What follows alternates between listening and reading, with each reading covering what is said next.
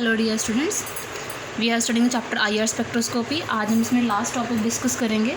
So last topic is application of IR spectroscopy. So जो first application है, 4 इसकी application है। सबसे पहली है that is the identification of substances, identification of substances. Second जो इसकी एप्लीकेशन है that determination of the functional group, determination of functional group and the molecular structure, molecular structure. Next application जो है that is the studying the progress of the reaction, studying the progress of reaction. And last जो है that is detection of impurities, detection of impurities. तो सबसे पहले हम first one discuss करते हैं that is the identification of substances. So इस application में क्या है कि IR स्पेक्ट्रो की हेल्प से हम ये इस्टेब्लिश कर पाते हैं कि गिवन जो सैंपल ऑफ ऑर्गेनिक कंपाउंड है क्या वो दूसरे सैंपल के साथ आइडेंटिकल है या फिर नहीं है, क्योंकि आपके पास IR स्पेक्ट्रा में बहुत सारे एब्जॉर्प्शन बैंड मिलते हैं। सो ये प्रोबेबिलिटी कि किसी भी दो कंपाउंड के पास सिमिलर स्पेक्ट्रा आ जाए ये यहाँ पर प्रैक्टिकली क्या हो जाती है, ज़ीरो जाते हैं। दैट इसका मतलब क्या है कि अगर आपके पास दो सैंपल है और उनके पास आइडेंटिकल स्पेक्ट्रा आ रहा है दैट मीन्स वो दोनों सैंपल्स हैं वो सेम कंपाउंड के ही होंगे। अगर उनके सैंपल में कुछ एब्जॉर्प्शन बैंड्स में डिफरेंस है दैट मीन्स वो जो सैंपल हमने लिए हैं IR स्पेक्ट्रोस्कोपी में ऑब्जर्वेशन के लिए वो दोनों क्या होंगे, डिफरेंट होंगे। So due to large number of absorption band in IR spectra of the organic compound, जो प्रोबेबिलिटी होगी, probability of any two compounds produce identical spectra is practically zero। अगर दोनों सैंपल सेम है तो सेम ही spectra आएगा, otherwise उनका similar spectra नहीं आ सकता। दिस मीन्स इसका मतलब क्या है कि if two sample afford identical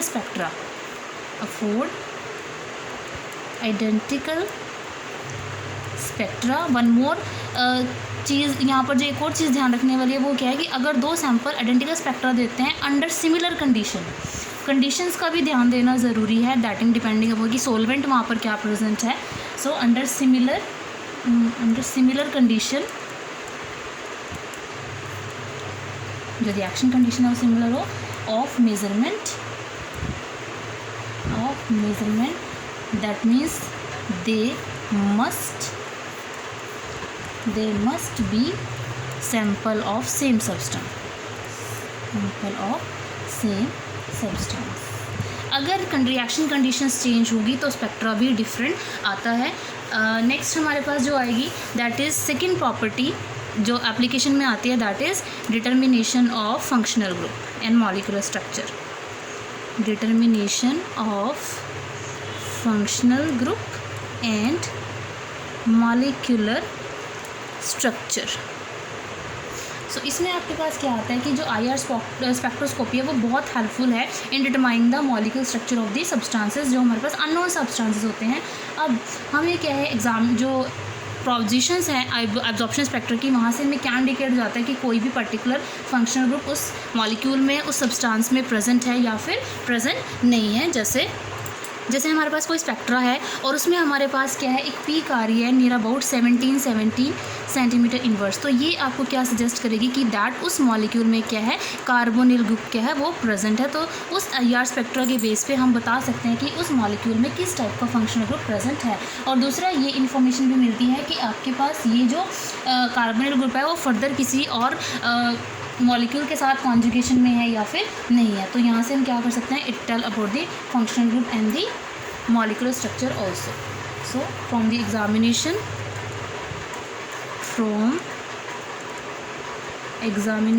of position of absorption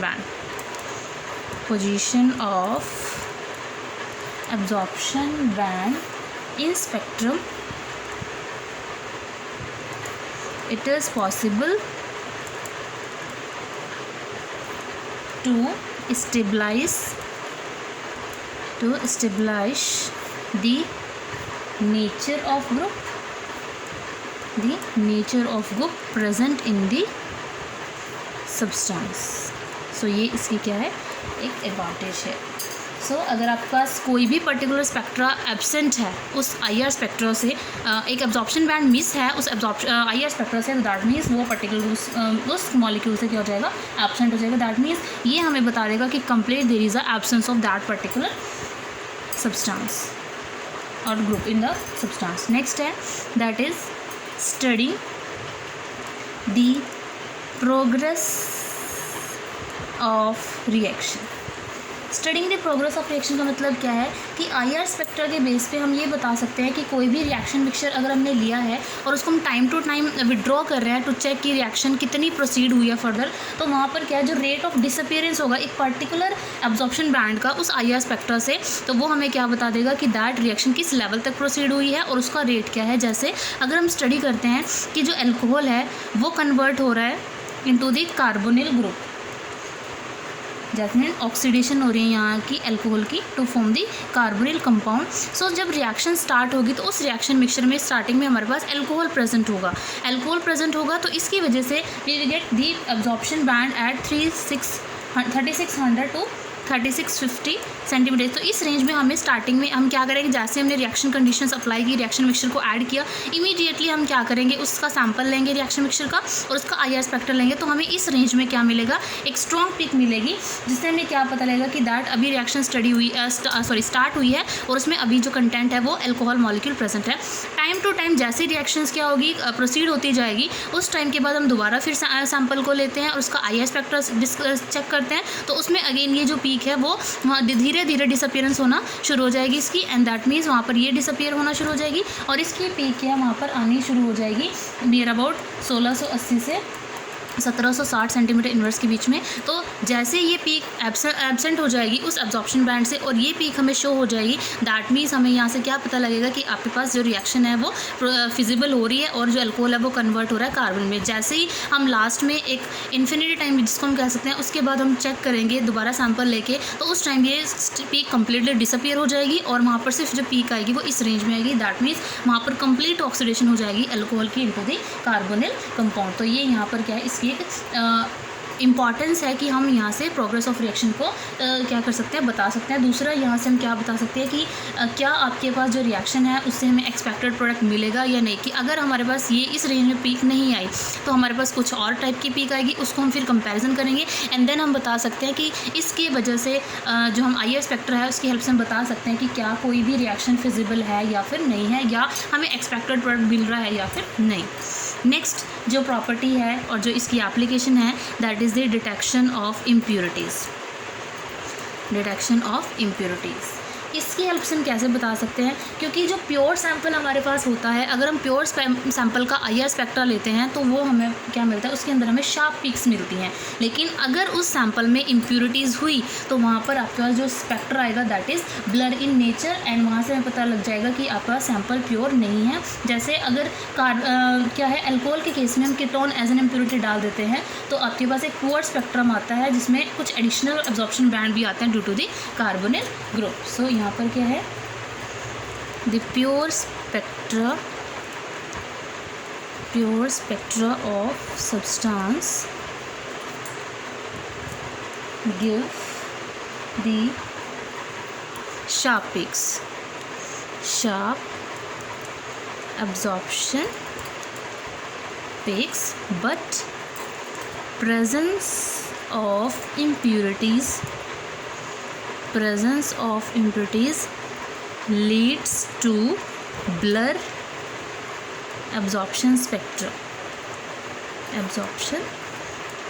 spectra.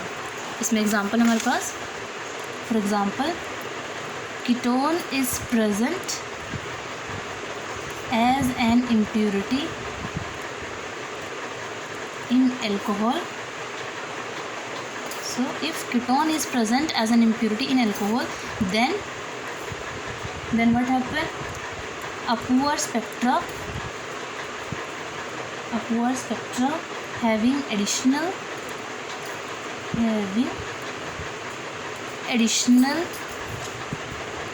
absorption band. Additional absorption band किसके आएंगे? That is due to the carbonyl group are present। तो ये इसी क्या आती है, इसमें एप्लीकेशंस हमने स्टडी की। नेक्स्ट हम अब एग्जांपल स्टडी कर लेते हैं, जिससे आपको हेल्प मिलेगी कि कैसे हम आईआर की हेल्प से बता सकते हैं कि आपके पास किस टाइप के क्या है यहाँ पर एब्जॉर्प्शन बैंड आते हैं। सो नेक्स्ट है some examples of the use of IR spectroscopy. तो जैसे हमारे पास सबसे पहला जो एग्जांपल है that is isopropyl alcohol.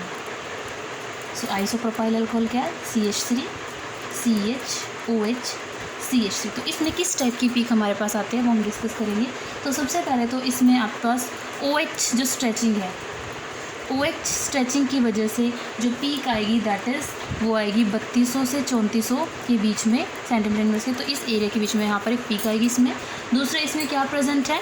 CH stretching भी प्रेजेंट होगी। तो CH स्ट्रेचिंग की जो यहाँ पर रेंज आएगी दैट इज़ 2850 से 2950 के बीच में क्या आएगी, यहाँ पर पीक्स आएंगी। दूसरा यहाँ पर क्या प्रेजेंट है? CO बॉन्ड भी प्रेजेंट है। तो CO बॉन्ड की वजह से जो स्ट्रेचिंग यहाँ पर आएगी उसकी वजह से जो पीक आएगी वो आएगी 1000 से 1300 सेंटीमीटर इनवर्स। तो इसके बीच में क्या आएगी, एक पीक आएगी। नेक्स्ट हमारे पास जो मॉलिक्यूल है that is dimethyl ether that is CH3OCH3। तो इस केस में क्या हमारे पास 2 टाइप की स्ट्रेचिंग अवेलेबल है, एक तो CO स्ट्रेचिंग आएगी और एक आपके पास क्या आएगी that is the CH stretching. So CH stretching जो होगी, CH स्ट्रेचिंग की वजह से जो अब्जॉर्प्शन पीक आती है ईथर के केस में वो आती है 1060 से 1150 के बीच में। CH की वजह से आती है ये आएगी, it is between the range 2850 से 2950। ये किसकी वजह से होती है? Due to the methylene group, जो मिथाइल ग्रुप की क्या है यहाँ पर CH प्रेजेंट है। और जो CO स्ट्रेचिंग आती है तो CO स्ट्रेचिंग की जो वैल्यू आती है वो आपके पास आती है 1060 से 1150 सेंटीमीटर इनवर्स के बीच में। तो ये इसमें क्या है हमारे पास पीक्स आती हैं। नेक्स्ट जो हमारे पास एग्जांपल है दैट इज़ टोलवीन। स्ट्रक्चर क्या होता है टोलवीन का? जिसमें बेंजीन के पास क्या एक मिथाइल ग्रुप प्रेजेंट है। अब इसमें क्या हमारे पास 3 टाइप की पीक्स एब्जॉर्प्शन पीक आती है। वैसे तो काफ़ी सारी आती है बट मेनली जो हम स्टडी करते हैं वो हम यहाँ पर डिस्कस कर रहे हैं। तो इसमें जो पीक आती है सबसे पहली पीक वो हमारे पास शो होगी that is due to the CH stretching. अब ये CH स्ट्रेचिंग यहाँ 2 टाइप की हो सकती है, एक तो ये जो बेंजीन रिंग है इसमें जो CH प्रेजेंट है उनकी वजह से, और एक आपके पास ये जो मिथाइल ग्रुप प्रेजेंट है उसकी वजह से। सो CH stretching due two methyl group, उसकी जो रेंज आती है वो आपके पास आती है अगेन 2850 से 2950। तो CH की वजह से तो हमने पहले भी स्टडी की है कि CH स्ट्रेचिंग जो होती है वो मिथाइल ग्रुप की वजह से वो 2850 से 2950 रीजन के बीच में आती है। नेक्स्ट CH स्ट्रेचिंग किसकी वजह से होगी? क्योंकि आपके पास में क्या एरोमेटिक CH भी प्रेजेंट है, तो उनमें जो स्ट्रेचिंग होगी उसकी वजह से जो प्रेजेंट होगी वो आएगी दैट इज़ 3000 से 3100 सेंटीमीटर इनवर्स। तो इस रेंज के बीच में एब्जॉर्प्शन पीक आएगी। और जो इस केस में आपके पास क्या है C डबल बॉन्ड और सिंगल बॉन्ड C, क्योंकि यहाँ पर ये पार्शियल डबल बॉन्ड करेक्टर भी है और सिंगल बॉन्ड भी करेक्टर भी है। तो इसकी वजह से जो यहाँ पर स्ट्रेचिंग आती है, stretching of the aromatic ring, तो वो जो यहाँ पर आएगी दैट इज़ वो आती है 1500 से 1600 के बीच में यहाँ पर पीक्स आती हैं। तो ये इसमें क्या है एग्जांपल। नेक्स्ट एग्जांपल क्या है कि हमें एब्जॉर्प्शन पीक्स बतानी है कार्बोनिल कंपाउंड्स की। So absorption peak for carbonyl compounds, तो उनके लिए हमें यहाँ पर पीक्स बतानी है। तो सबसे पहले तो है इसमें एग्जांपल मैं इसी क्वांटिटी में कर लेती हूँ that is acetaldehyde CH3C double bond OH। तो इसके लिए जो कार्बोनिल पीक आएगी, कार्बोनिल स्ट्रेचिंग, तो उसके लिए जो पीक आती है दैट इज़ वो नियर अबाउट आती है 1740 सेंटीमीटर इन्वर्स। ये हम पहले भी स्टडी कर चुके हैं। और इसमें क्या है, जो इलेक्ट्रॉन रिलीजिंग ग्रुप होता है वो भी क्या करेगा, इसको क्या करता है, इफेक्ट करता है। नेक्स्ट हमारे पास जो एग्जांपल है दैट इज़ जिसमें आपके पास फर्दर क्या है, जो कार्बोनिल ग्रुप है वो डबल बॉन्ड कॉन्जुगेशन में प्रेजेंट है इस टाइप से। तो यहाँ पर आपके पास क्या है, क्योंकि यहाँ कॉन्जुगेशन हो जाएगी तो इस वजह से यही जो पीक है, जो कार्बोनिल स्ट्रेचिंग होगी उसकी जो वैल्यू आएगी वो लोअर वैल्यू पे शिफ्ट हो जाएगी, that is 1675 centimetre inverse. Next हमारे पास आता है केस बेंजल्डेहाइड। बेंजल्डेहाइड क्या है, दिस इज C+O H। तो इसमें आपके पास है, तो इसमें जो आपके पास कार्बोनिल स्ट्रेच आती है उसकी वजह से जो पीक आती है वो नियर अबाउट आती है 1700 सेंटीमीटर इनवर्स। नेक्स्ट एग्जांपल है, if we have CH3 C+O CH2 CH3। तो इस केस में क्या है, कोई भी कॉन्जुगेशन नहीं है, बट क्योंकि यहाँ पर इलेक्ट्रॉन रिलीजिंग ग्रुप प्रेजेंट है तो यही जो कार्बोनिल स्ट्रेच है वो किसके नियर अबाउट होगी, दैट इज़ 1715 सेंटीमीटर इनवर्स। तो इसके बीच में यहाँ पर क्या आती है, ये पीक। नेक्स्ट हमारे पास आती है that is this is cyclopentanone. This is cyclopentanone and यहाँ पर हमारे पास एंगल स्ट्रेन प्रेजेंट होता है। तो इस केस में जो कार्बोनिल स्ट्रेचिंग आएगी वो आपके पास आती है 1740 सेंटीमीटर इनवर्स। जो सबसे ज़्यादा स्ट्रेन प्रेजेंट होता है वो साइक्लोप्रोपेन में प्रेजेंट होता है। साइक्लो ये पेंटेनोन है तो इसमें इतना ज़्यादा ये फैक्टर अफेक्ट नहीं करेगा। नेक्स्ट हमारे पास एग्जाम्पल है, दैट इज़ एग्जाम्पल नंबर हो जाएगा 8th 9th। तो इस केस में हमने क्या है, हमें कुछ कंपाउंड्स दिए हुए हैं और हमें डिस्कस करने हैं कि हम उनको डिफ्रेंशिएट कैसे कर पाते हैं। जैसे हमारे पास एग्जांपल है, नेक्स्ट है differentiating examples, differentiating example on basis of IR। तो इसमें आपके पास क्या है, लाइक हमारे पास है CH3 CH2 C+O CH3 और एक हमारे पास आ गया that is CH2 CHO CH3। अब इनका क्या मॉलिक्यूलर फॉर्मूला तो सेम है लेकिन यहाँ पर क्या है, एक फंक्शनल ग्रुप डिफरेंट है। तो इस केस में हम कैसे बता सकते हैं, तो सबसे पहला इस केस में जो कार्बोनिल स्ट्रेचिंग आएगी, इस केस में जो कार्बोनिल स्ट्रेचिंग आएगी उसकी जो वैल्यू आएगी दैट इज़ 1715 सेंटीमीटर इनवर्स। और इसके अलावा आपके पास इसमें मतलब जो CH की वजह से वो तो आएंगे लेकिन हम इसको बेसिकली बता रहे हैं कार्बोनिल के केस में। अब अगर हम बात करते हैं इस केस में, तो इस केस में आपके पास क्या है, there is no carbonyl group. तो आपके पास no absorption band at 1715 cent. तो इस रेंज में यहाँ पर कोई भी आपके पास पीक नहीं आएगी। दूसरा हमारे पास जो एग्जांपल है इसी में that is acetic acid CH3COH and acetone CH3CO CH3। तो इस केस में आपके पास क्या है, इस केस में अगर हम बताते हैं सेकंड केस जो है, यहाँ पर कार्बोनिल की वजह से तो नहीं आएगा लेकिन जो CH स्ट्रेच आता है, CH स्ट्रेच की वजह से वैल्यू एक जो एब्सॉर्प्शन बैंड आएगा वो आएगा 3015 सेंटीमीटर के इनवर्स के बीच में।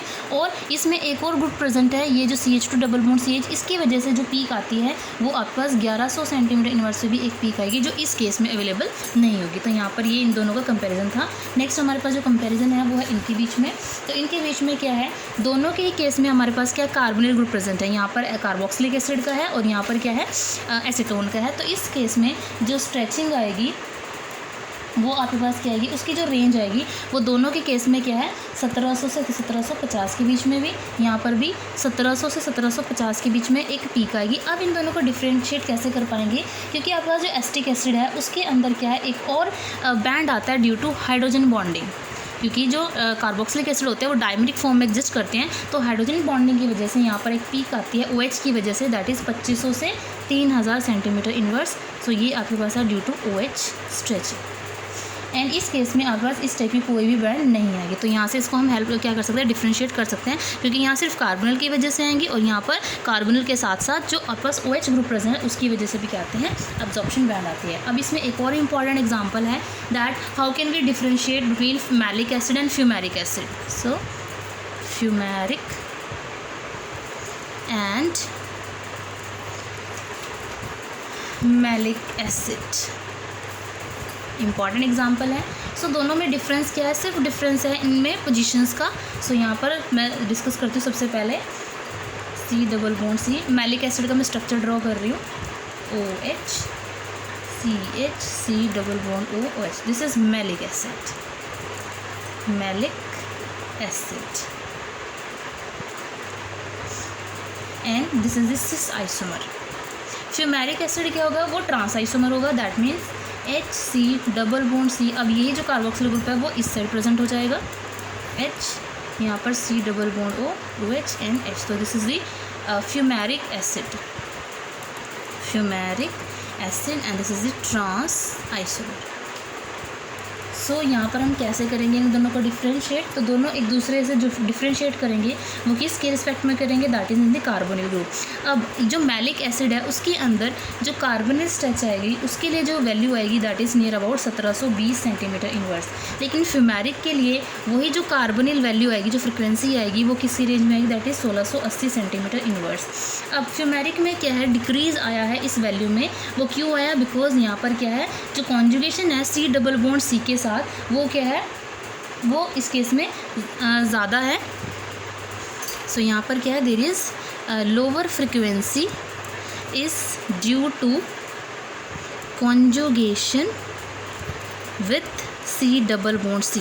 नो डाउट यहाँ पर भी कॉन्जुगेशन शो हो रही है, बट यहाँ पर वैल्यू हायर है। वाई, बिकॉज यहाँ पर क्या है, there is a steric repulsion between these bulkier groups. So higher frequency due to steric repulsion. So steric repulsion होने की वजह से यहाँ पर क्या है, जो COH ग्रुप होता है वो आउट ऑफ प्लेन जाता है। So COH group goes out of plane of C double bond C, और इसी वजह से आपके पास क्या हो जाता है, यहाँ पर कॉन्जुगेशन डिक्रीज होता है। So there is a decrease in conjugation and leads to high frequency. तो ये इसके केस में क्या है, रीज़न है और देयर दी कि ये किस वजह से आते हैं। सो ये आज हमारे पास यहाँ पर चैप्टर फिनिश हो गया। Thank you.